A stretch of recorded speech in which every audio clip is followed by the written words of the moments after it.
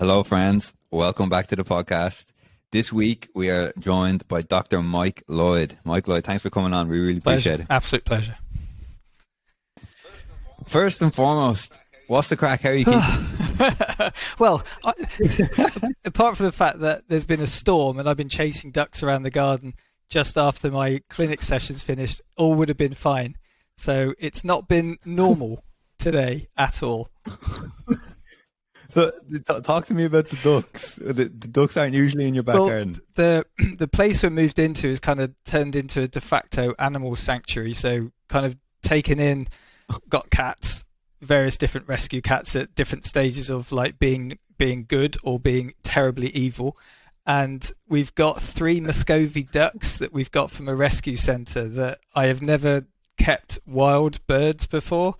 And they get a bit wild in the storm, and we've got this little place for them to sleep overnight. So I'm trying to chase them into it so they don't get eaten by foxes overnight, and they were resisting, put it that way.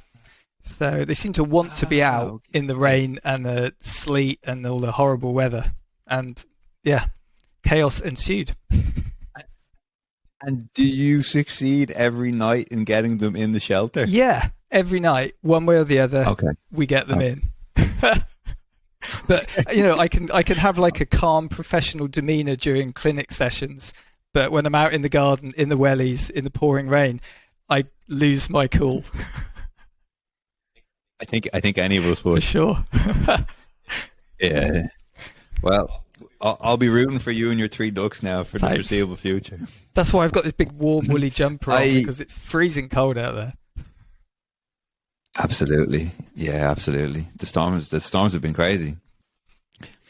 I guess the first question I'd like to ask you is how did you come across dissociation identity disorder? Okay. And how did you kind of pursue that interest, and why were you so interested, and kind of how did your career develop? Cool. That would be. Well, none of that was planned. So the finding out about dissociation, absolutely not planned at all. So when I did all my sort of psychology degree and my doctorate degree, I don't think dissociation was mentioned once. So bearing in mind that would have meant that I sort of became a doctor of clinical psychology through NHS level training. No mention of dissociation present. So when I finished clinical training, I started working in child and adolescent and paediatric services. I had no idea what dissociation was. So I understood trauma and difficulties and mental health and all that kind of stuff, but no dissociation on the menu whatsoever. So what happened was I was in child and adolescent services. I wanted to move into adult services. So a job became available in a different trust, in a different county. So I applied for that, got that job. And along the way, this mental health manager just said to me, look, we've got this lady who is struggling with dissociation, and we need a psychologist to be mentored to start seeing her. And I just said, cool, okay, I'll do that. I was literally just looking for more hours in the adult team, and I thought that would give me an opportunity to have an extra day working, and I could gradually move over from child into adult services. So that was what was on my mind. And so without any introduction to it, without really knowing anything other than just reading a couple of things online and finding a chapter in a book, I met this mentor guy from the Pottergate Centre. So who happened to be one of the sort of like the leading figures in the world on this stuff. So I consider myself very lucky. It's Rami Akroan. Great. And we just met at this lady's house, and we met her, and it was full-blown dissociative identity disorder, DID, and it utterly blew my mind. And I just sort of stood there thinking, I want to do this. And it was like no hesitation. I just clicked into it and just thought, this is possibly the strangest, most unusual and most kind of interesting example of mental health I've ever been witness to. And my heart went out to the lady, and I just thought, I will do whatever it takes to help you. And that was it. And then like 12, 13 years later, I'm still doing it. So with the same passion, with the same interest, with the same rigor. More. Yeah? Every year that goes by, I learn more, I meet new people, I figure out more and more about this condition, either from the books or from podcasts like yourselves or training days or just doing the job. And week by week by week, my mind is continually being grown by meeting people and hearing their stories and seeing their lives and seeing how utterly brilliant the brain is, because all of this stuff is about the wonder of the brain, and I just love it. Yeah. And I happen to be good at it, I suppose, so it's kind of the perfect job. That always helps, I find. It really does, Seb. Yeah, absolutely. Like the passion, the interest, the rewards, all laid out. Everything's there. And I've changed in terms of my career path. I've over 20 years in the NHS doing various different mental and physical health work and management work and all sorts of stuff. And 3 years ago, more or less to the day, I think my Facebook memory was of me standing in my shirt that I had signed by all the members of the NHS team on my last day. So I think actually 21st of February was my last day in the NHS. And then since then, I've been working in full-time private practice. I designed and I built a clinic specifically to help people with dissociation. And we've just been growing and improving for the last 3 years. And yeah, I absolutely love it. Perfect. Before Jim gets going, because I know he's got about 1 million questions there, all more detailed than the last. I just would like to set out a few, set out the foundations for the conversation. So, could you just kind of explain to us, in layman's terms, what you mean by dissociation? Sure thing. Yeah, I mean the official framework is that a lack of connection or disconnection between things usually associated with each other. So it's where you expect two things to be in the same place at the same time working in harmony, and they're not.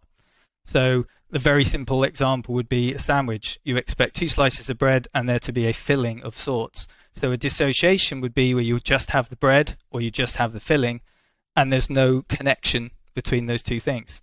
So you would look at that and go, let's say if I was making you a sandwich, Jim, and I just gave you 2 pieces of bread, you'd look at that and go, that's not right. That's not what I call a sandwich. And if I gave you, Seb, just the filling, like some ham or some cheese, you'd be like, great, but again, not a sandwich. And someone with dissociation would look at the bread and go, that's what I have all the time.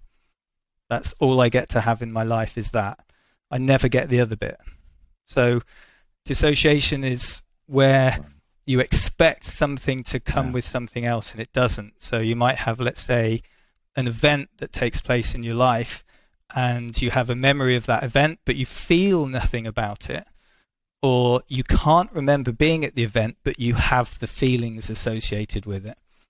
So it's kind of like coming back from a day at the beach and being terrified, but you don't know what took place. Like you have no memory of the beach, but you just know you're scared.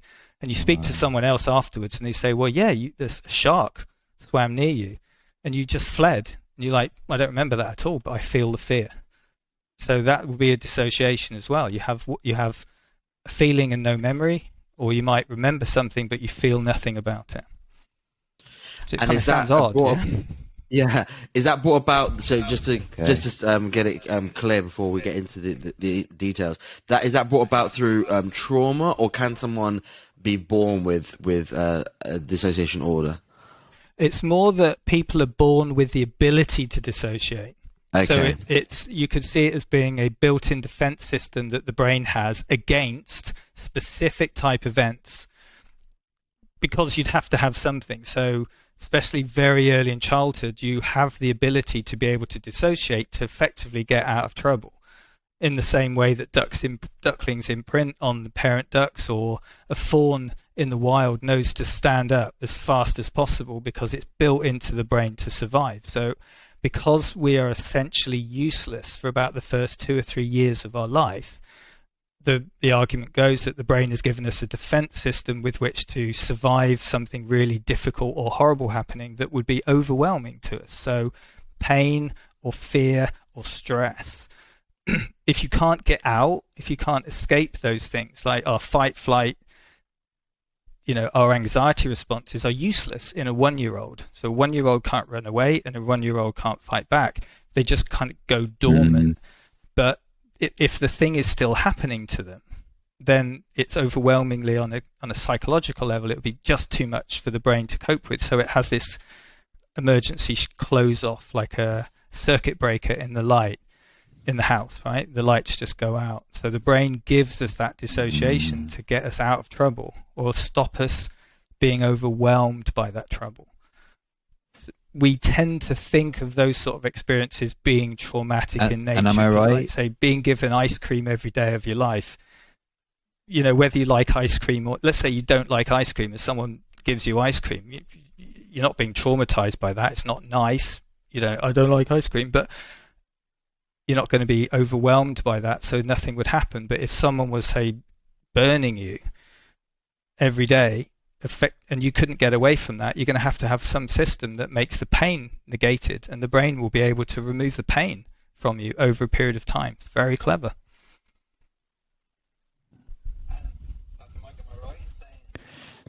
And Dr. Mike, am I right in saying that there are 4 types of dissociation identity disorder? Because it to me, I hear that one. Oh, sorry. So is it? So am I right in saying that the brain feels unsafe, or like you said, under such stress or potential pain, and as a defense mechanism, the brain says, "Oh, it's actually not you experiencing that." Yeah. So it seems really, it's a big jump from being yourself and sort of being somebody else. So DID has that element of, it's like being somebody else as a means for which to sort of to close the trauma down, to close down the impact of that trauma in a very neat and tidy way. So it's all about compartmentalizing. So DID that is the highest form of dissociation, if you like, the most severe. There are many, many different other levels or aspects to dissociation. DID is possibly the most extreme form of that.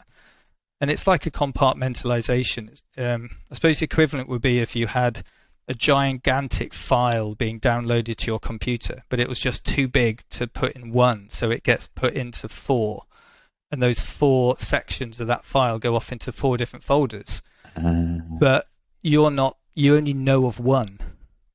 Interesting. So you think what's in your folder is all that there is, but there's 3 other ones that exist to carry that file, because the computer has made the decision to segment that volume, but it hasn't told you it's doing it. Yeah? That's a great metaphor. That's very helpful. Thank you. Question is, so a lot of people experience trauma growing up. Why, am I right in saying that some people would, like you said, experience a disassociation, but not later on in life show stronger symptoms of dissociation identity disorder, as in feel like they are several different people depending on, or several different personalities in different contexts? Is it, like you said before, is it that the brain has a tendency that if it is in a traumatized situation and if it does dissociate, then it will, like you said, go into different folders, and then thus different personalities, and then some other brains are created in such a way that if it experienced trauma and experienced disassociation, it experiences disassociation, but not in the same sense of, do you mean split personalities? So let me get this right in terms of the question. So that can people have dissociation and not that, and not the different personalities? Is that what you're meaning? Sorry, I've got a bit. Sorry, I guess I want to know, why do some people experience trauma in the childhood, have the disassociation, like the natural reaction of the disassociation, and then not show the symptoms as like having split personalities or different personalities? It's an absolutely brilliant question, Jim. So I'm really sad that you asked that, because that's one of the things that we don't really know the perfect answer for, right? We don't really understand why one person might develop a certain defense system in one way and another doesn't. So you could have a horrendous childhood where there is dissociation, but it doesn't turn into anything else. So it gets kind of almost like stuck at level 1 of the dissociative spectrum, and other people might have much less trauma, but then develop the higher spectrum system of, say, DID. And we can only think that it's down to sort of the brain's natural tendencies, its temperament, whether it's an intelligence thing, whether it's the context thing, whether there are the attachment systems in place. So let's say, for example, a person who is living with one carer and that carer abuses them and hurts them, they might only need, say, dissociative amnesia with which to cope, because all they need to do is forget what's happening, and then they can cope and they can just move on and they can survive. But let's say you've got 2 or 3 different people in the family, and that child needs to sort of be different things to different people. So their attachment system requires a greater degree of complexity. I have to be one thing with my parent 1, I have to be one thing with my parent 2, I have to be another thing with my grandparents, I have to be... So it could be that the brain then starts compartmentalizing all those different relationships into different boxes for the child to almost like be a chameleon in different spaces with different people. So the complexity of the attachment system might be the reason why some people develop the DID and others just develop a more simple type of dissociation. What we do know is that if you haven't developed DID, let's say arbitrarily by teenage, you're not going to. So it's something that is built into the development of the brain. Okay. Let's say if something awful happened to any one of us, we could dissociate straight away. Like it could be a car crash, or we could be kidnapped, or there could be a war.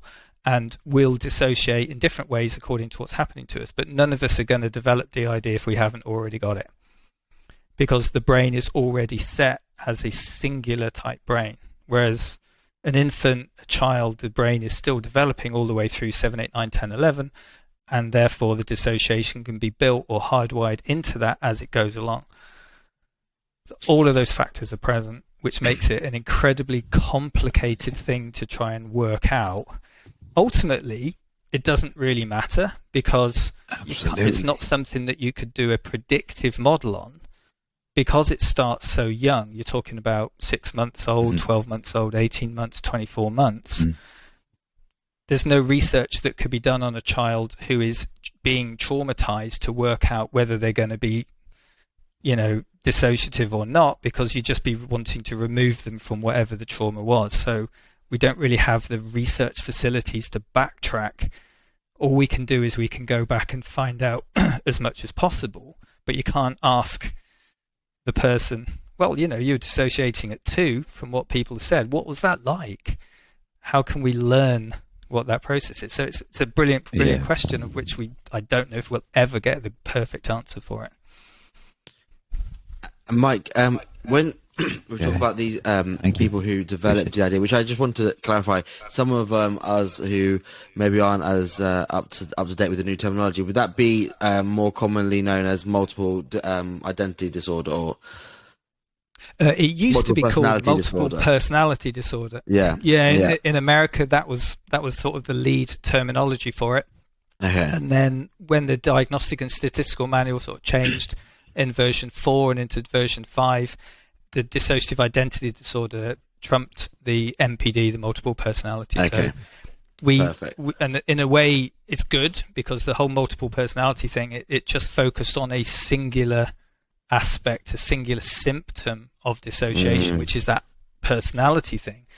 We're now more about identity, because there is a difference between personality and identity, and the DID thing just clarifies it better. Not massively happy with the disorder bit, because it's a defense system rather than a mental illness. But we go with what we've got. But it used to be called that. The question I was going to ask is can anyone who has developed DID, through therapy and through counselling and working with someone like yourself, is there a way to reverse it, or once you have it, is that for life and you just gain tools to manage it better? Well, the beauty of that is that it's a choice. So with many mental health conditions, you sort of want to get to the position of, well, let's say if it's someone has sort of bipolar or something, you just say, I just don't want it. I want it gone. I want it out of my way. So you have medication, you have therapy, and you can pretty much get well, all being well. With DID is that we give people the choice. We say, look, what's your therapeutic journey that you want to be on? Do you want to end up being a person where you don't have these other identities present in your life, or do you want to keep them? Because you might want to keep them because they've been with you ever since you were cognitively aware. Maybe there's something good in that. And a lot of people start by saying, I want it all gone. I just want it to be me. And you go, okay, well, because we don't have to worry about that until later on in therapy, I'll just log that and we'll go accordingly. And often what happens is a year or two down the line, someone's saying, I couldn't bear to be without this. So you don't necessarily do the therapy to try and remove the dissociation. We do the therapy to have people having control over the dissociation. Because many people that I've worked with who have gone on to live very, very productive and positive lives still have the other identities sort of within them, but they don't really do anything that makes life harder for that person anymore. So they achieve control. So we just give people the choice and say, how do you want this to go? That's really interesting. A lot of people probably, I reckon, maybe have come into our consciousness through a film that got released a couple of years ago. I think there's two now, but Split, I think it's called, if I'm not mistaken. Yeah. And in that film, you're never sure how much research they do, and if they talk to people like yourselves and experts, or if it's just all completely done for entertainment. But in that film, the main character who has multiple identities, when he changes from one identity to another, he has no recognition of. So he'll talk about the other identities, but it's not as if he's like consciously aware that he's changed. You talk to one of his identities, for example, as a child, and then another one is kind of like this grandmotherly figure. And when you talk to the grandmotherly figure, it's not like he's aware that he's changed into that identity or personality or character, so to speak. Now, I'm sure that's definitely dramatized for the films. I'm sure it is. I wanted to know is, it's interesting to me that when you talk to your patients and they say, I can't live without it, I need this, I need to help me to get through life. Are they aware when they're using one identity or another that they've like changed, or that they are using it, or is it something that's just so natural to them? Just that it's just that's who they are in that present moment, and then when they change out and they go to another identity, that's just who they are, and there's no kind of awareness of, oh, right now I'm identity one, and maybe in a half an hour or a day I'll be identity two. How does that work? Well, I mean, first of all, about Split, I quite enjoyed it. A lot of people in the DID community didn't. I had a fairly positive reaction to it because I saw it as a horror movie that was rooted in reality rather than saying that this is what DID is like. A lot of it, the representation of DID was actually pretty good. But it's a horror movie, realistically, and it was all about shocks and things like that. So the endings, okay. But the depiction of it wasn't too bad. And I think the beauty of it, as you've done there, Seb, you've obviously seen the film, and it's made you think, I wonder if this is a correct representation. Is this what DID would actually be like? And it's made you think. And I wrote a review for ESTD, the European Society of Trauma and Dissociation. So I went into the cinema specifically to write a film review of it. And I really enjoyed right at the end when the credits had finished and people walking out, I just kind of sat and earwigged on what people were saying. And a lot of people were like, so that's DID, so you can just sort of be all these different people. And it's like, how does that work? And I just thought, well, that's quite nice, actually. Okay, it's not great in terms of it still depicts mental illness within that concept of serial killers, which is a bit of a massive trope. But people were walking out of the cinema thinking as you're thinking. And it's a really good way of looking at it, because when we think therapeutically, a lot of people come to us and there's all of those barriers. So thinking about what I was saying about the folders on the computer, you've got those 4 folders or 8 folders or 10 folders, and no part in any folder knows what's going on in the other folders. And one of the goals of therapy is to make little bridges between those folders. So they might still be separate folders, but they are aware of what's going on in the other ones. And that is the bit that is possibly most important for people in DID therapy, is so that they can still dissociate, the other identities can still be out and behaving and talking and doing things, but you know what's going on. And that's the path to being able to control it and manage it. So instead of it being an absolute, so like, I don't know, like I like thinking in terms of images and metaphors. So what you've got is kind of like it's playtime at school, and the kids run out one at a time and have 20 minutes on the playing field, and all the other ones are in a room with no windows. So each one then goes out, plays for 20 minutes, comes back. No one knows what game anyone is playing. And it's just chaos, right? So it's one at a time chaos, and no one's learning anything. No one's adapting or evolving or changing. Everyone just plays the same game that they play, but you could have 15 kids on the playing field playing 15 different games. It's just not very useful. What we move towards is like a game of football where you have a manager and 11 players on the pitch. So one person is kind of aware of what's going on, has oversight, and all the other players are functioning as a team with the goal of doing whatever it is they want to do, like winning the game or just, practicing skills. But you have a manager that's kind of watching everything that's going on. So often people start like one at a time in the playground, and they finish as a manager of a very successful team. Yeah, and how so if you're in an identity, so if you're in identity one, for example, and you do something, you go to a certain cafe, you let's say you chat with the waitress, and then the next day you happen to be in like identity 2, and you go to the same cafe. Are you like aware of that you chatted up the waitress? Like, the waitress then goes, "Oh, hey," and gives you the old wink. Are you then thinking, "Oh, that's weird. Why is she winking to me?" Or are you aware that like that you kind of, even though in another identity that you did chat her up, and that's why she's winking? Do you know what I mean? How does that work? Well, I mean, it's exactly how you said it. You could walk into that cafe. You might never have even known you've been in there before. So you might be walking in as Seb, ordering your mocha choca latte chino, whatever you're ordering, and the barista says to you, "All right, Tim, how's it going?" And you'd be like, Jesus. "What? Sorry, who?" And that's probably how it would play out. That you just don't know what's going on. You'd be utterly clueless. Now, if you had DID, you might instantly think, "Oh, right, okay, I know what's gone on here. One of the others has been in here, chatted up the barista, bought a coffee that I don't like, and done one. So I'm just going to play the game. I'll smile and I'll just go along with it." So even like, and this is obviously coming from a very kind of ignorant place, but so even like your taste, which I would assume is something kind of inherent. If you like celery, I just feel like that's your taste buds. There's the thing that people say cilantro tastes different to different people based on their DNA and their taste buds and so on. So you're telling me that even like down to the semantics of one identity could like a certain coffee, and then another one would only want it with oat milk, for example. Absolutely. I've got clients that I work with who are vegan, who have parts that will order meat-based products. No way. And it's a nightmare. It's an absolute nightmare for them because their taste, their entire code of principle might be based on a thing, and they could have an identity that just goes and does a totally, totally different thing.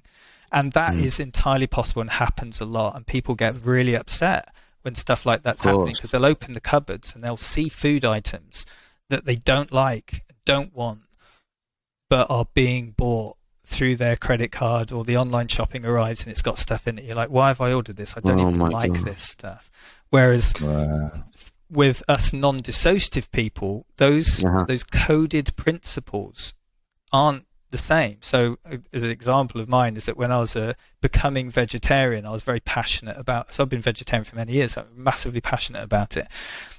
And I remember being out with some mates and I was drunk, let's say. So I was incoherent and I have no memory of this particular evening whatsoever. I was absolutely paralytically drunk with no memory of it. And we ended up in a kebab shop at probably about 3:00 in the morning, and my mates were buying kebabs, and the guy behind the counter says, "All right, so what do you want? Like a doner kebab or whatever it might be?" And I was like, "No, I'm vegetarian and I'll just have the salad." So I was so drunk, I had no idea what I was doing.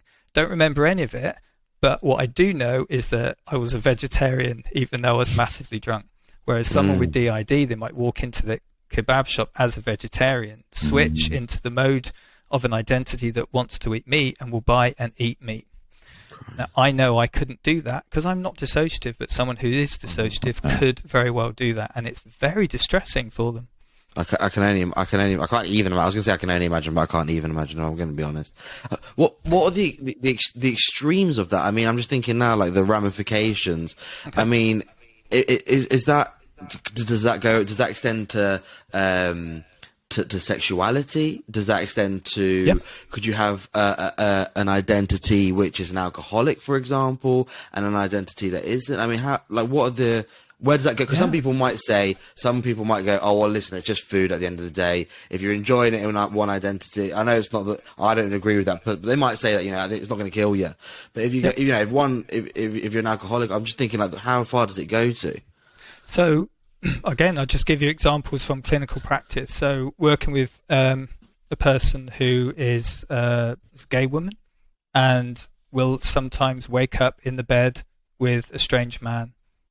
And they've been out and they've found a man and they've gone back to that person's place and had sex with a man, but they are a gay woman, have no interest in men whatsoever, but there is a part inside who is attracted to men. And again, massively distressing. And when we're thinking about some of the extremes of this, you can have those kind of patterns playing themselves out with, say, food or with sexuality. There's other stuff which is a lot darker. So some people's trauma comes back from being, say, abused as children, and they may have moved to the other part of the country to get away from the people that abused them. And sometimes they find themselves on the train going back to that town where they're abused to try and find the people who abused them, because they're, in their mind, that's what they did when they were children. So if they turn or switch into the identity of the child that was abused, that child knows to go back to those people. So they find themselves doing that, and people can travel the length and breadth of the country to go back to the people who hurt them. Again, massively distressing. So you can imagine that person sort of just comes to on the train station in the town where they were hurt, that they spent all their life getting away from, and they look at the sign and they see where they are, and they just flip out. They just absolutely just sort of break down. And the first thing that all they want to do is just jump on the first train, and they'll just sort of throw money at the train conductor, kind of thing, take me back, take me back. Yeah. They have no idea why they went there. They don't know how they got there, but they did, and they don't want to be there. So it's almost like doing the absolute opposite of what you want to do can be done. Which Mike, I wanted to ask, how do you find the Mike? Forgive me, I don't know the clinical terminology here, but the base personality. You said at the start that when someone comes to you, you ask them, what road do you want to go down? Do you want to leave this all behind and just stay with who you are, or do you want to, keep them all with you? When you say, stay who you are and leave the rest behind, how do you work out who, quote unquote, they are? Largely trial and error and making colossal mistakes.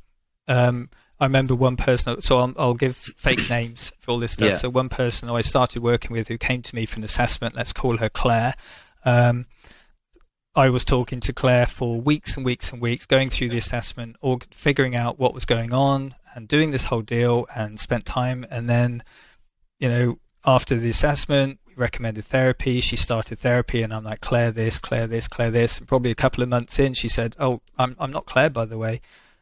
And I was like, oh, what? So who are you? And she said, okay, I'm Susan. And I said, okay, so is there a Claire? And she said, Claire is the name on my birth certificate, but I've never been Claire. As long as I can remember, I've been Susan, but before me, there was Jane. And Jane got us through school, and I'm getting us through adult life, and it's me that's found you, but we don't know, there isn't really a Claire. But then couple of years into the therapy with Susan or Sarah or Jane or whoever I was talking to, it turned out there was a Claire, but she sort of ceased to be around the age of about 5 or 6, because what was going on in life was so awful that Claire just got buried. And it was like, Claire can't cope, Claire cannot function. So all of these other identities took over.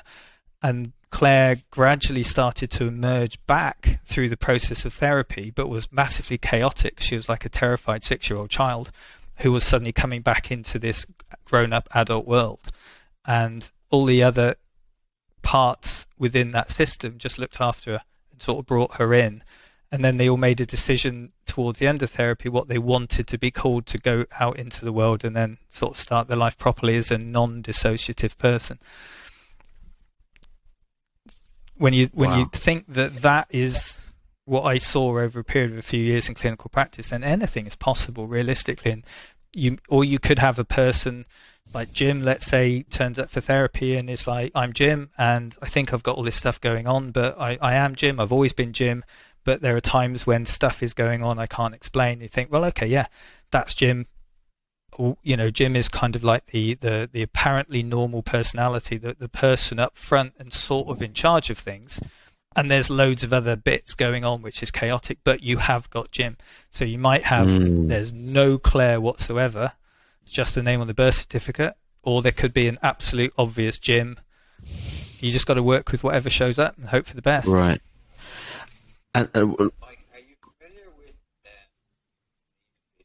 Mike, are you familiar with Janina Fisher, the trauma expert? Yeah. Yes, it's on my shelf. I recently read her book, Healing the Fragmented Selves. It's amazing. She mentions for a few chapters in the book about parts theory, right? And this may sound egocentric, but when you talk about how some of the large majority of your patients have different parts, am I right? In your opinion, do we not all have parts? Like, is there not? You were saying like Jim is in the steering, for instance, right? Jim is in the steering wheel, but sometimes Richard might come out. But for instance, say I feel like I'm in the steering wheel, but there are days where I'm a shadow of my former self and I kind of want to go into the covers. Or there are days where I want to just run away. Or there are days where I want to almost like pick a fight with people. Is it a misconception amongst the general public that we don't all have parts and that like we try to put a huge distance between us and someone with DID? Like, as in, we feel like we can't relate at all, but do we also have I'm a comic book fan, so I'll try and answer this question in terms of comics. So the bit that you would describe would be Bruce Wayne and Batman. Okay. So you are Bruce Wayne, but you become Batman for specific reasons and you do specific things. But you're essentially one person that is playing two different parts. So the part of the billionaire playboy Bruce Wayne and the part of the masked Avenger at night. So that's normal, right? That's what we put on masks. So you go to work, how you are with your parents is different to how you are with your mates on a night out. So you are allowing different parts of your personality to come out at different times. So that's a personality thing. With DID, it's about identity. That's more about Bruce Banner and the Incredible Hulk. They are different identities. They are effectively two different people existing within the same body. So DID is more like the Incredible Hulk as a part. It's a totally separate and distinct part that has its own independent behaviors. Whereas with Bruce Wayne and Batman, you'd argue even when Batman's off doing his own thing, he's still being Bruce Wayne, being Batman. Now, you would then argue, well, which one is the real person? Is Bruce Wayne the play, or is Batman the real person? And that's a whole PhD thesis in of itself. But the Incredible Hulk, it's much more obvious, because when the Hulk turns up, Bruce Banner disappears. That's DID. That's the difference in identity versus the difference in personality. And Mike, how... And would I also just make an extension that with identity, that's correct. they and almost that's part have of the, different memories and different histories. The criteria by which we diagnose is one of the key elements of DID is that there has to be two or more distinct personalities or sort of distinct parts playing themselves out with different identities, with different histories, with different behavioral mechanisms.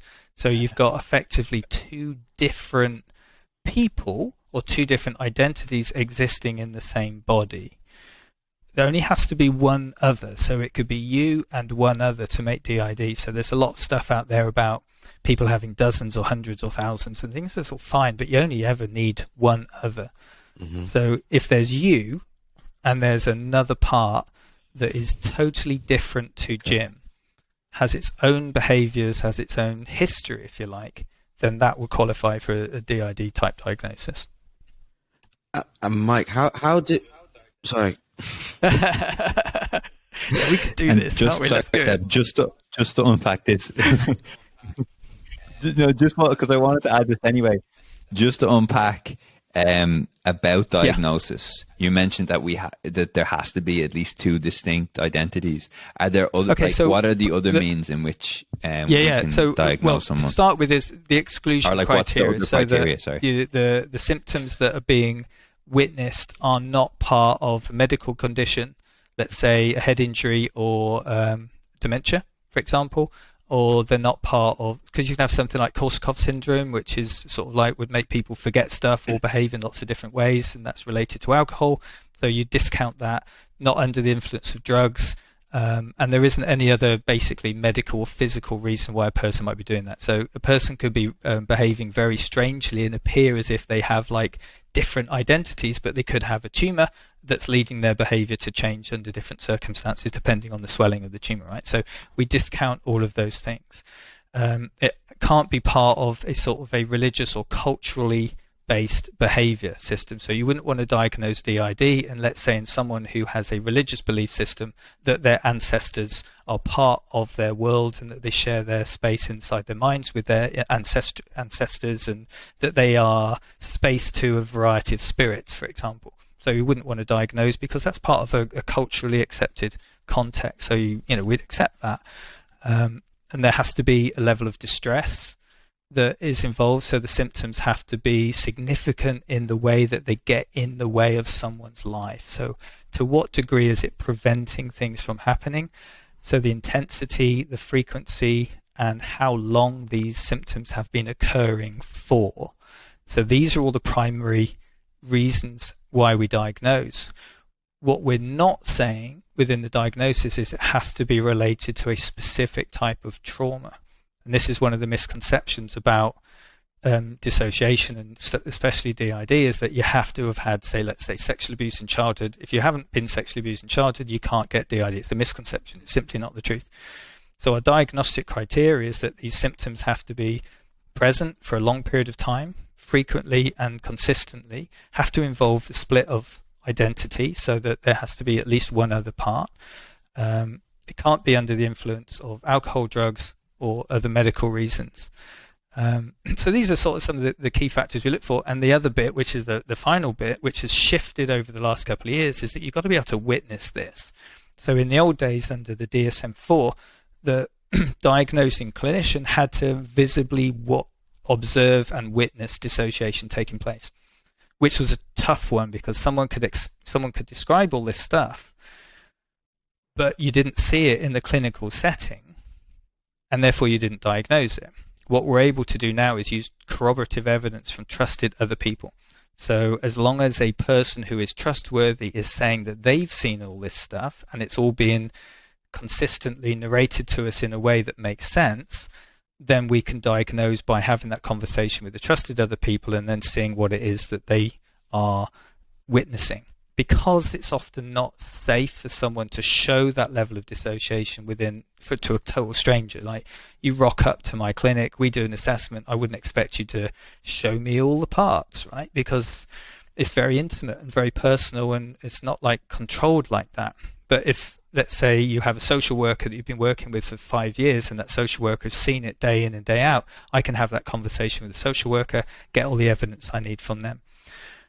And then the very last bit is to make sure that there isn't secondary gain, that you're not using it as safe to get off a criminal case, or you're looking to gain fame or money, by doing something like, let's say, if you wanted to join a club that you couldn't join unless you had DID, and you came to me and you said, "Oh, I need a diagnosis so I can get into this club," I'd be like, "No, that's not going to happen. We don't work like that."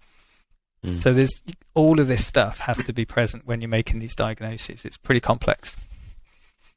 And when you get someone into your clinic and they sat down with you, the thing that I don't understand is, we were talking about the example of, I might go into a cafe, order a cappuccino, and try and hit on the waitress, and then the next day I go in and I'm Tim. I don't even remember that I went in yesterday as Seb, and I order a completely different drink, and the waitress winks at me, and I don't understand why she's winking at me. Yeah. But then we use that as that's an example that can happen. But then we use the example with Claire, how she, she was saying you were talking to Claire for 5 years, and then she said, "Oh no, I'm Susan. Claire was just someone who's got me through childhood, but I'm Susan now." And how do you have, on the one hand, someone who has no idea that Seb went into the cafe yesterday and ordered a cappuccino, but then on the other hand, they have that awareness to be like, "Oh yeah, that's Seb. He got me through my teenage years," or, "Oh yeah, he's Rob. He's my really sporty guy." Does that only come from people who telling you? So in this case, the waitress might be like, "Oh, do you not remember yesterday?" And then I'd have to like cotton on and kind of draw the links. How do they gain that awareness? Well, just like that. I mean, it depends how many people they've spoken to over the years, how aware they are. Like, some people from the early stages are quite aware that other identities are present, and some are completely not. So within the categories of dissociation, the primary category that we look at is this thing called dissociative amnesia. And that determines how much a person is aware of the things that are going on in their life. And simply put, some people with DID have massive levels of dissociative amnesia. They have absolutely no idea what is going on from one day to the next. So these are the people that walk into a room and have no idea why they walked into the room, and don't even remember why they've got these clothes on. Or packages are arriving in the post containing children's toys or colouring things, and they don't know why they've got them, they don't want them, they don't remember buying them, but they're on their credit card statement. So huge levels of dissociative amnesia. Other people, much less, which means that they are aware. They might not be able to control it, but it's like watching it through a screen. So if you imagine, it's like, I suppose the difference is, some people are just passengers on the bus where they fall asleep, and they arrive at the destination and they get off and they don't know how they got there, but they don't care. They just get off because that's where they go. Other people are watching the road and learning the journey. And you've got a whole mix. Simply, what usually happens is people come with those barriers in place, and then therapy is about reducing those barriers so that they gain greater awareness. Sometimes people just turn up with really good awareness, and it's lovely to work with them. They sit down and they go, "Okay, this is going on. I think it's DID. People have said that they see these things, and I'm sort of aware of a whole load of stuff, but I don't really understand the mechanisms of it, and I can't control it, but I'm aware of a lot of it." And you go down one sort of therapeutic route with them. Other people are saying, "I'm possessed," or I must be, I'm being controlled by some sort of government agency because I'm doing these things and I'm absolutely lost and I don't know what's going on." And you can spend the first year of therapy helping them accept the diagnosis of DID and explaining what it is. So, and I think that's when you were saying at the start about how fascinating and how brilliant in a way this is, because you've got all of those things can be present. The brain is capable of achieving all of those different levels, and it's being a detective to work out, where is this person at, where do you need to get them to go next. And you can have all of this stuff mapping itself out between sessions. So one time a person might have great awareness, the next session they don't even remember the last session that you spoke with them. So it's a total mixed bag. And I know a lot of other therapists who focus in other fields.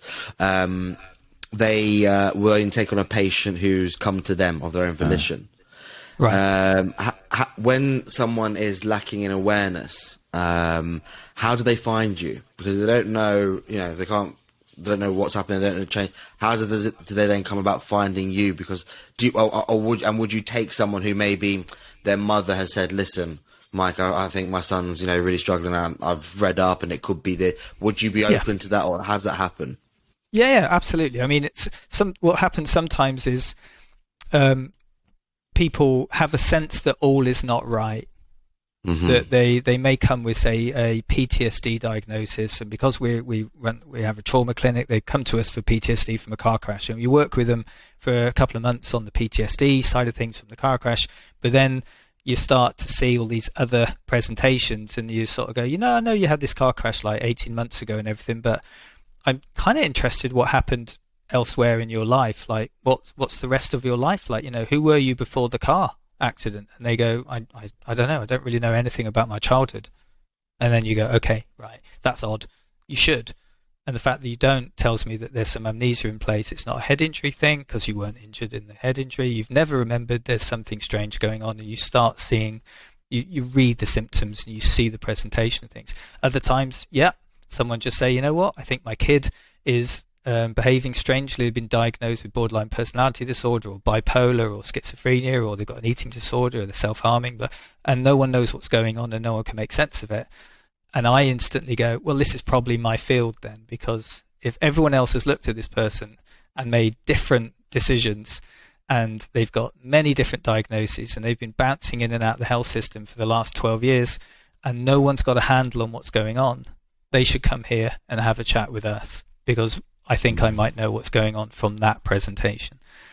And other people, it's just like, say that again, sorry, Seb. Sorry, do you see that often? I just imagine a poor soul, who's struggling with this, and they're going with the best intentions to see these professionals, and of course the professionals are only doing the best that they can with the skills that they've got, but are diagnosing them with, like you said, schizophrenia or bipolar disorder and so on. And then, you always hear people when they get diagnosed something, in one way it's a massive relief because finally they can put a label on it and they can then start to tackle but I can only imagine, how traumatizing it must be for them to think, okay, cool, finally I've got a name for it, it's bipolar disorder, and then it takes them 10 years or however long to then find out actually it's not as DID.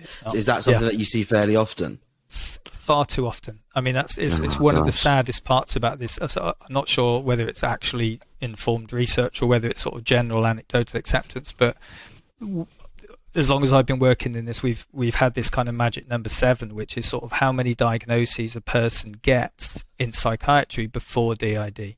So very rarely do people go from the real normal world into the GP to us and gets DID. Usually when we do the assessment, we're picking out all these other diagnoses, and often it's exactly what you described. So someone's been diagnosed with bipolar, they've been prescribed lithium, they've been on it for 5, 6, 7 years. It's made absolutely no difference at all. The symptoms are continuing. So someone says, well, it's probably not bipolar then. I think it's schizoaffective disorder.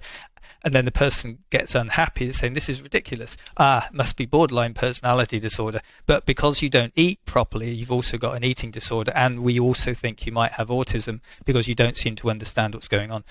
And that person is just playing ping pong with health systems where they're just going backwards and forwards and backwards and forwards. So they go back to the GP. The GP is like, I don't know who else to refer you to, because you've gone through everybody and everyone just discharges you because nothing is working. The medication doesn't work. The therapies don't work. It gets worse. The symptoms persist.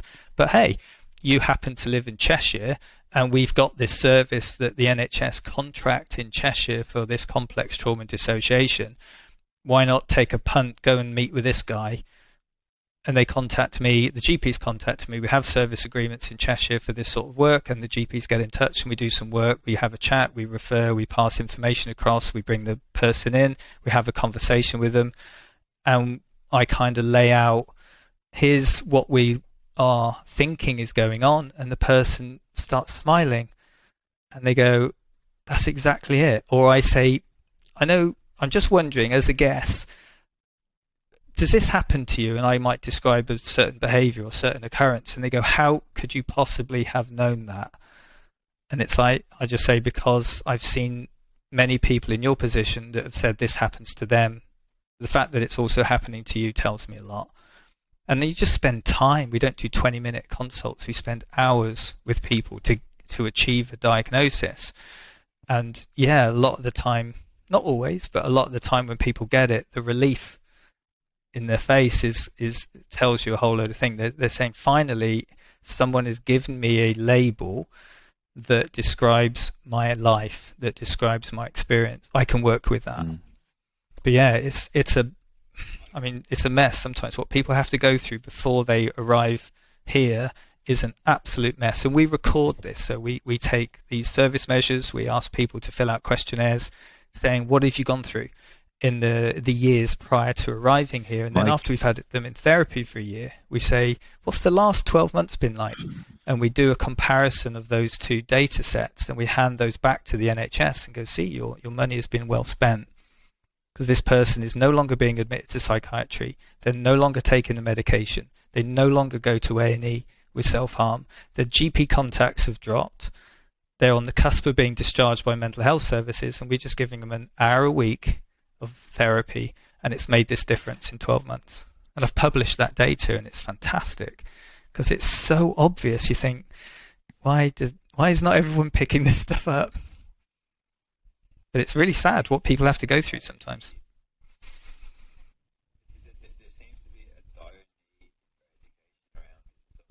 Yeah. Oh yeah, yeah. There seems to be a dire need. This is it. There seems to be a dire need for education around disassociation, even in the mental health world. Like, I remember Janine and Fisher mentioned in that book exactly what you were saying, how so many of these diagnoses we are beginning to they're ignoring the fact that so many of the symptoms this awareness are almost direct consequences of dissociation. I teach on the Liverpool doctorate clinical psychology courses, but it's still not in undergrad level. So you have to be a specialist to get the basic information that in our brain is this dissociation, which anybody can access depending on what's going on. But I speak to mental health nurses, psychiatrists, psychologists all over the country, and the level of awareness is massively varied. Mike, someone who's not... Don't be depressed, right? We are improving it. We're getting there. And this helps, right? What you're doing is a direct consequence of us realizing that there needs to be more information. And this is why this is so wonderful. For someone who doesn't live in Cheshire, maybe, and or to stop them going, like you said, being ping-ponged around the NHS services, wasting both their time and the NHS services time. Are there any, some key symptoms that you would say either for them to look out for, or for their family members to look out for, or even if a GP's listening, for a GP to look out for, that would could kind of steer them more directly towards a clinic, your own clinic, or a clinic like yours, rather than coming to you as a last resort? Yeah, I mean, memory is the starting point to most of this. The first thing that people start describing is a messy memory. So it's beyond forgetful. It's like, when you put the keys down, you walk away, you come back, you've lost your keys, but you can't think, where the hell are they? You go around the house, and then you find them, and you go, oh yeah, I remember putting them there, and then you think you're a doofus because you put them in that silly place. This is like when people are saying, no, the keys got moved. Like, I know I put them in the key hang, the peg, and when I came back, they were in the fridge. And I did not put them in the fridge, but there they are in the fridge, and I live alone. And it's when someone says stuff like that, maybe not the fridge, but when things are strange and the person is not just being forgetful, they are genuinely looking at you going, I know I did not say that. I know I didn't order that coffee. I know that thing that someone's saying doesn't happen. I'm always getting into arguments about the truth. And I just end up I just give in now. So many times people say to me, well, that's not what you said, that's not what you did. And I have no idea what they're talking about. So I just give up. It's things like that I want the GPs to listen to and go, okay, that isn't necessarily a referral into the memory clinic for sort of an assessment of dementia, for example, like early onset dementia. That actually is a strange thing to be happening to the person of this age. And then you go, well, okay, I know a bit about this person. I know that they've had a difficult life. I know they've been in and out of mental health services. I know they struggle. But they're sitting here calmly. They're not crazy. They're not mad. They're calmly describing to me stuff that doesn't make sense. It's that I want people to... Then you stop and think, okay, it's likely there's some trauma in this person's life. They've had a tough life. They're sitting here calmly describing things which shouldn't be happening. I think I need to assess this. And the beauty of this is that we have these screening tools, which are self-report measures. There's a couple of screening tools, the best one being the Dissociative Experiences Scale. 28-point measure, takes about 10-15 minutes to complete. It's free to download. We've got it on the website, and you can get a scoring tool, which is again on the website. You just literally count up the scores, and if you score over a number, which we've set at 30, chances are something's going on, because a non-dissociative person would never score above 30, but a dissociative person does. So you think, well, okay, I wonder what's going on. You'd have this form available, you hand it to the person, they fill it out, you score it, about 40, 45, you think, okay, then this person needs to be assessed for dissociation because something is going on. So I don't see why that can't be done as a standard thing. The person could be filling that out in the waiting room while they're waiting for the appointment. I mean, it's an easy thing. It's free. It takes no time whatsoever. It's easy to score, but it gives you a definitive answer straight away. And then, what we do now is, I suppose, because we're not expanding our operations as such, we're trying to meet demand, is that NHS commissioners from all over the country are now getting in touch and saying, we've got these people and we know you have this service in Cheshire, but we're in Scotland, or we're in the south of England, or we're in South Wales, or whatever it might be. Is that, how do we access your service? And then we spend time talking to GPs and commissioners and work out referral pathways, either to get it done locally. So we put a little bit of pressure on, say, look, you can help this person. Maybe you just need a psychologist or someone in that service who can be mentored, like I was all those years ago. Get someone in the service locally who wants to learn. Then you can not just see that one person, you can see a dozen. Or refer them over to us, we'll assess them, and then we'll give you a treatment plan. So we're working on these things, but it's, early days. Mike, are you one of the only services, or the only service in England that does this, or are there some others that people could access if they're not living near Cheshire? Or we've got. I mean, the main one is the Pottergate Centre, which is over in Norfolk. So that's the one that started a lot of the work, and so because I've been mentored by Rami over at the Pottergate Centre ever since I started, so the model of the CTAG clinic is very similar to the Pottergate, and we work very closely and we share thoughts, ideas and strategy. The other one is the Clinic for Dissociative Studies in London, which is an NHS only referral system. That's run by Valerie Sinnison, and that is, again, it was run by Valerie before she retired, but she's kind of like the sort of the main person within that. And I think it's us three realistically. Most other things, it's either NHS, which is really hit and miss, and it's a massive postcode lottery, or it's just individuals just putting their flag up and saying, I'll do this work. But we're the ones, us three, and we talk regularly and we liaise with each other. We're involved with expert by experience groups like First Person Plural, and we are trying to engage the NHS in every way possible to skill up services within the NHS, so that more and more people can be helped. And we're trying to help with sort of nice guidelines and referral pathways and training. We do loads of training. We do loads of awareness. There's people out there like Carolyn Spring that's doing some fantastic work raising awareness in this, and she's brilliant at doing online tutorials and things. So there are these pockets, but until the NHS realistically grabs this and operationalizes it, then we need to be doing this work, because otherwise there is nothing for a lot of people. Is this something that you find is, like you said, there's only 3 in the UK. Is that something that you find is kind of representative of worldwide, that is very, very, or are there some countries potentially are like really leading the way, and that you can take, the NHS could take real inspiration from? Well, Australia and the United States lead the way in the guidelines. So the Blue Knot Foundation in Australia is fantastic, and the ISSTD, International Society for the Study of Trauma and Dissociation in America, leads the way in terms of research. So people like Janina, people like Bethany Brand, Richard Lowenstein, they're all part of ISSTD, and they are very, very they're groundbreaking in terms of the research and the stuff they're putting together, and they are wonderful, wonderful people. But I still get contacted on a weekly basis by people in the States saying there is no one near me that can offer this therapy. I go to my primary healthcare providers, I go to my insurers, and they just shrug their shoulders and go, can't help you.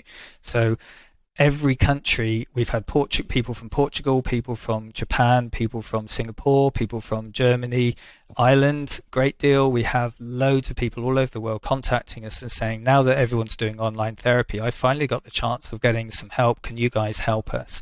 And we are swamped. We are absolutely swamped from all over the world. And is it something that you can do online? Is it something you can do online? We've been doing...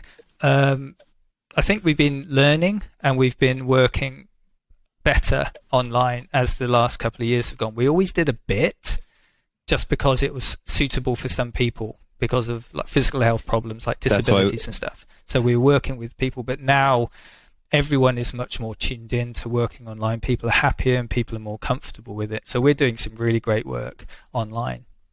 All therapies are. And again, this is not this is a massive plug, but it's a coincidental one. So today, a book got published on delivering the digital mental health treatments by a good friend of mine, Hannah Wilson, and I co-wrote a chapter in that book about using online therapies for DID. So that literally got published today. So it's out on the market. So blah, blah, blah, 21st of February. And that is that's part of a resource for helping us learn how to be better practitioners using Zoom, Skype, Teams, whatever we're using. But we've had to get better at it, and lots of people are getting really good at this. Great.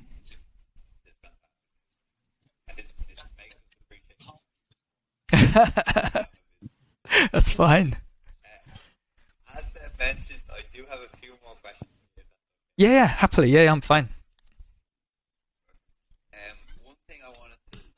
This is fantastic news, Mike. And this makes us appreciate your time even more because we know how busy you are. As Seb mentioned, I do have a few more questions for you, if that's okay. Yeah. Perfect. One thing I wanted to just kind of get your thoughts on is the idea of that there being like a hierarchy in the mental health world, in the sense that certain mental health quote unquote conditions are more socially acceptable than others, right? So there's a lot of advocacy around mental health, but often if the symptoms include something that's quite inconvenient or what some would describe as rude, or put in the adjective, then there's less compassion and less understanding. I guess,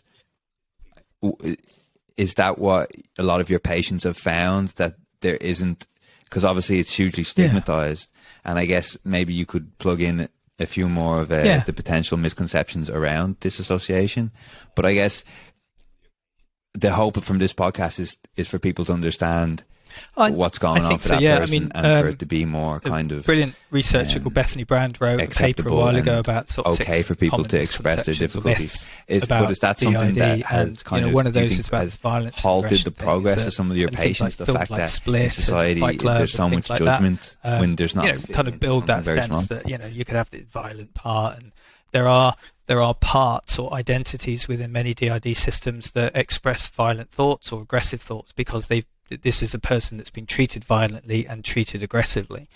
And yet, if you go into mental health services and you behave in a violent or aggressive way, you'll be labelled as something else. It's not just that you'll be asked to calm down, is that you get this slight, and again, this is a bit of a generalization because it doesn't happen everywhere, but it happens enough that people will then immediately get hit with personality disorder diagnoses because you're kicking off a bit. So something's happened and you've become different or strange or a bit menacing or a bit unhappy or a bit unpleasant, and then suddenly, bang, you've got a personality disorder diagnosis. And even if it turns out a year later that actually what you had was effectively a battle dog type halter, like a part who comes out under threat and is kind of like, rah, you shall not hurt me kind of thing. Once you've got that personality disorder diagnosis, even if you get DID given to you then 2 years later, it's really tough shifting that personality disorder diagnosis. People get stuck and labelled with that, and then often excluded from services as a result of a diagnosis they probably should never have been given in the first place.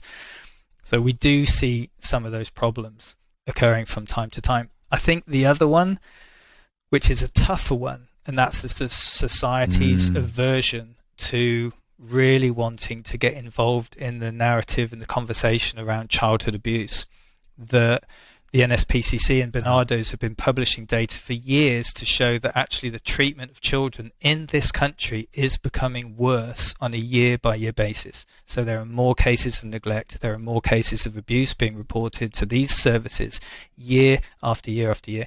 And then we look at stuff like human slavery, and there are more slaves in the world today than there ever have been in the history of the planet. And you think that these are people that are being trafficked, they are being they are being treated as slaves, they're being treated as commodities. Wow. Not just the refugees, but these are sexual slaves trafficked around the world for the purpose of basically prostitution. And it's a very difficult thing for society to accept that that is going on here in the UK on an endemic level. So, we'll get very worked up about COVID because we've seen this as being this really terrible, terrible thing. And it is. But behind the scenes of this, what we've got is institutional levels of abuse within the United Kingdom, within every country. And that's a hard thing for people to talk about. And DID often comes from those people. So when we hear the histories and the stories of people that have gone through this, and the Truth Project that was recently published sort of will attest to that, and you hear the stories of what people have gone through, it's horrific. And that's a tough thing for people to want to know. And you can see it, when, like, if I'm at a dinner party and I'm chatting with friends and there's people there that I haven't met before, and what do you do for a living? Oh, I'm a clinical psychologist. And they ask a bit about that, and they go, oh, I do work with DID. And then they sort of say, where does it all come from? And I go, let's just not talk about it, because we're just here to have dinner and you really don't want to know, because it's just going to make everybody really depressed and unhappy, because it's serious level stuff. You don't have to have that to get DID, that level of trauma, but we see it a huge amount. And just the stories that I'm witness to on a day-by-day level in my clinic are awful. And when people don't want to know that stuff. So you've got this, it's an odd condition. It seems weird. It seems a bit science fiction. It seems a bit fantasy. It all seems too weird to be true. And then you're saying it's because of like sex trafficking and paedophile rings and all this stuff. And people just like, nah, that's not really going on in the world. And you go, well, it is, Operation U-Tree. We know that this stuff is going on, and it's going on at all levels of society. It's been published, it's been proven to be the case, but it's tough for people to really get their heads around. And I think society's got to adjust properly for this to really work itself out. I have a hunch, Mike, that it's potentially kind of personal unwillingness to look at their own shadow.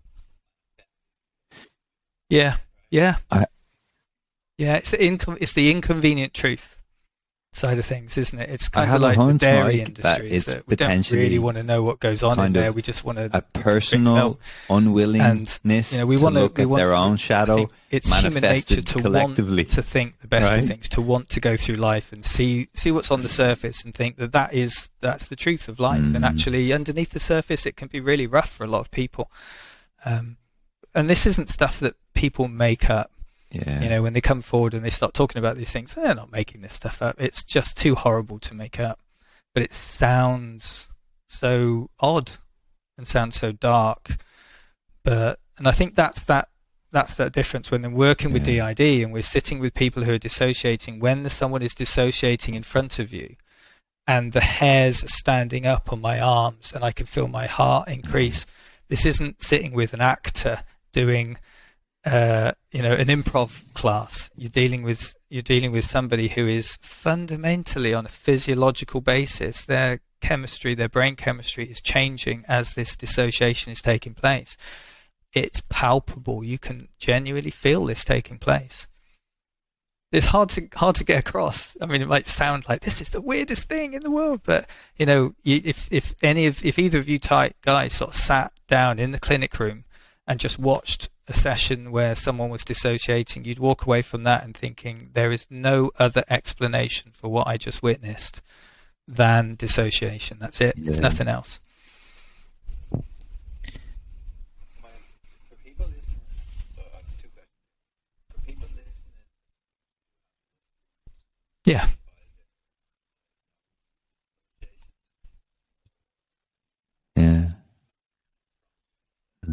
Yeah.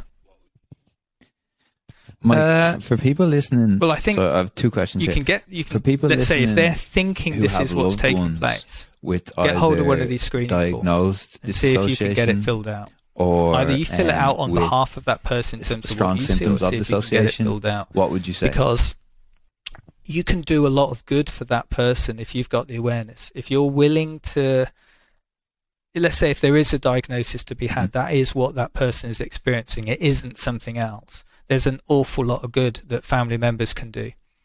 And that's kids, that's brothers, sisters, parents, grandparents, and things like that. The support around that individual is huge if they can get it. So I think if it becomes a family narrative that this person is dissociative, and you're willing to sit with whatever reason it is that took place in the first place, and don't judge and don't label and don't be unpleasant, just disbelieve and I don't want to know, there's a massive amount of good.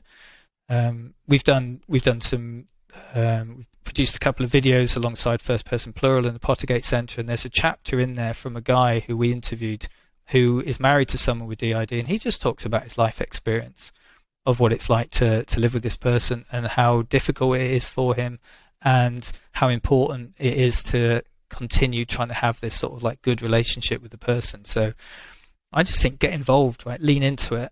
Like anything else, just try and overcome the natural barriers and the defenses and the judgments, and just lean into it and go with it, because there's a lot of good you can do to help that person.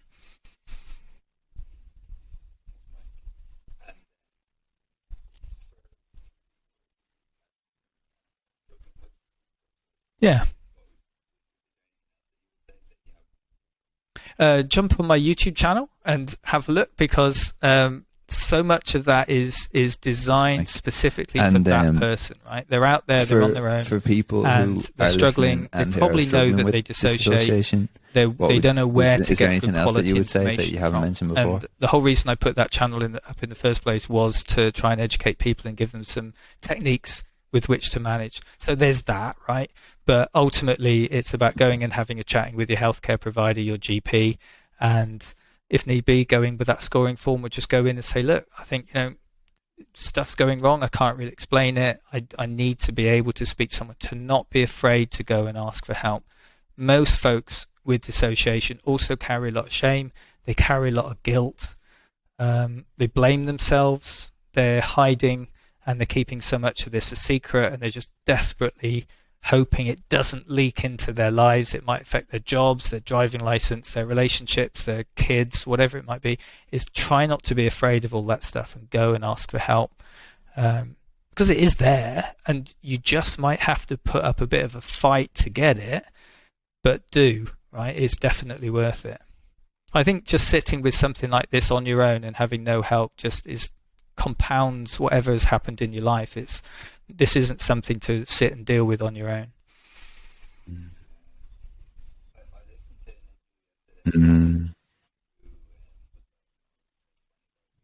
All right.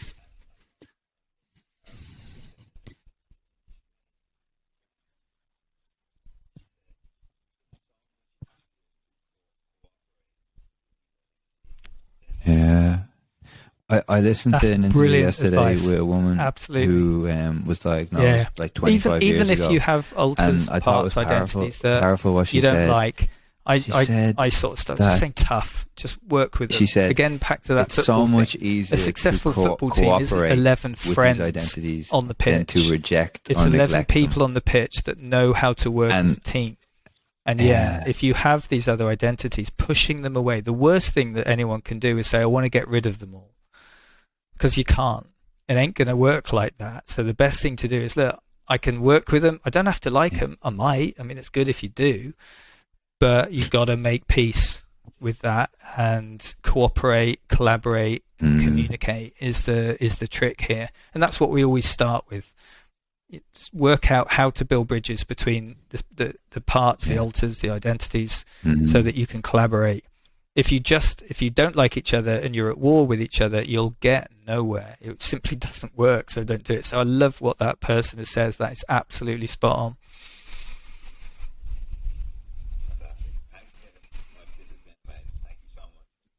Oh, no, it's great. I could talk to you guys for hours. We could In blocks, though, 4 blocks. Yeah, exactly. Fantastic. Thanks, Mike. This has been amazing. Thank you so much for your time. Thank you. And just before we go, well, we could do a 4-hour one next time if you want. Cool. Well, I've lived in the shadow of mental health all my life. So my mum's got amazing mental health problems. So I've kind of just developed amazing a the good work that you're ability doing. to cope around mental health. Many days I've been doing it ever since I was a baby. So I think I have an inbuilt ability to be okay with this stuff. Your own mental certainly health. Helps. The rest of it comes down to messing about and being a child. So I am a big kid. I love comic books. I love watching wrestling. I love watching sci-fi and fantasy.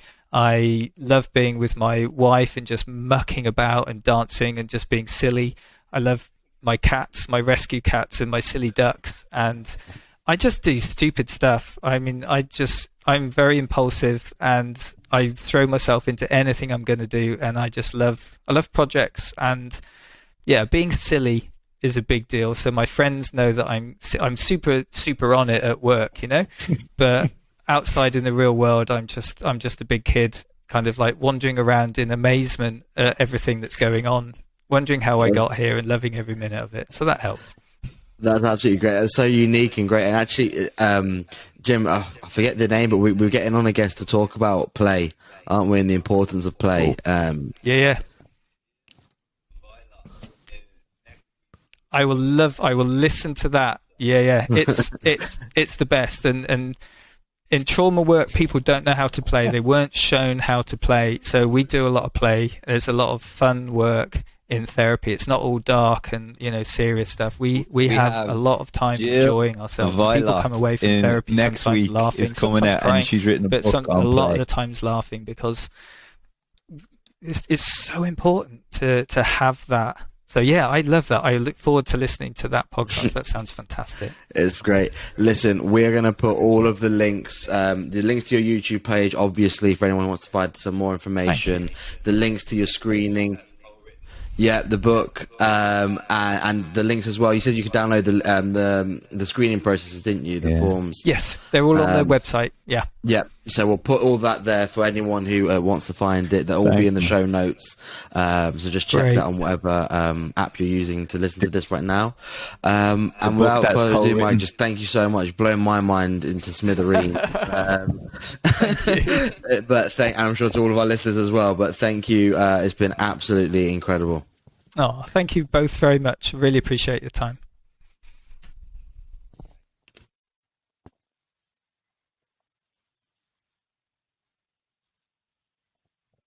Yeah.